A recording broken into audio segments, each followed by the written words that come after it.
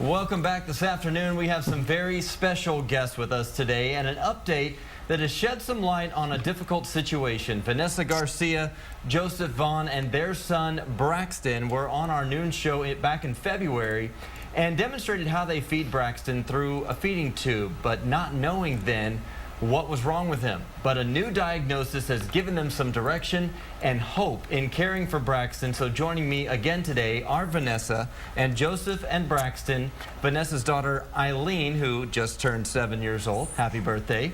And Dr. Mary Elizabeth Parker, a pediatrician that's been working with the family. Thank you all so much for being here. All right, thank you for having us. And welcome back. Kind of update us on what has happened since February. Well, in December, Braxton had his blood drawn for what's called whole exome sequencing, where they look at each individual gene to see if there's any kind of variance. And they did come back with Rubinstein-Taybi syndrome. Okay. And basically, it's very similar to Down syndrome in that all of the kids have very similar facial characteristics.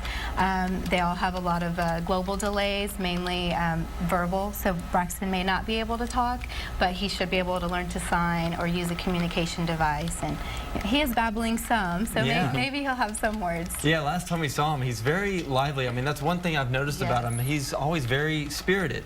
Definitely. Yeah. He's definitely got a very happy demeanor despite everything, which is great. He turns 2 on Monday, is that right? Yes, he does. Well, how has that changed things for you guys now having that direction, having a diagnosis? Well, you know, with some of the research that we've done, we're now able to see some of the things that other kids with the same diagnosis are able to do. You know, they're playing baseball, they're swimming, there's a Special Olympic gold medalist in wrestling.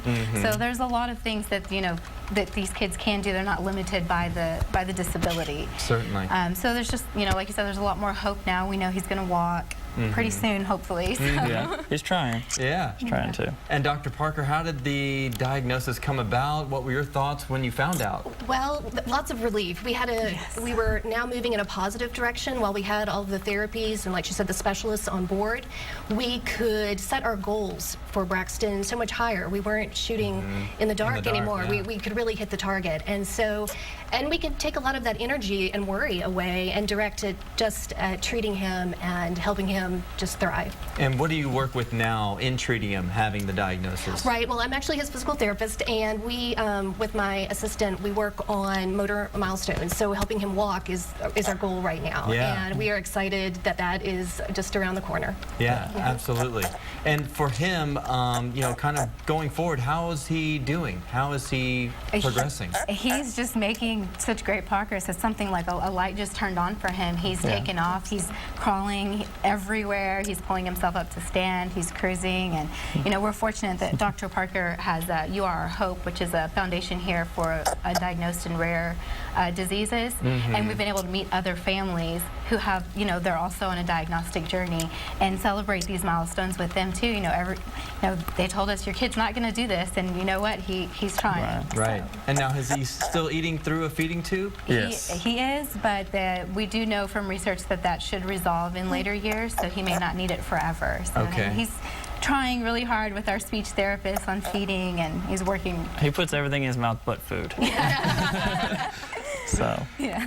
Well, that sounds like a pretty normal kid to me. Yeah, definitely. And Aileen, how is it being a big sister? Good. Yeah? You being a good big sister? Yes. You're about to go into 2nd grade. Braxton turns 2 on Monday. Any big birthday plans? We'll be having family over, and for his first birthday, we got him his own cake, and he just demolished it.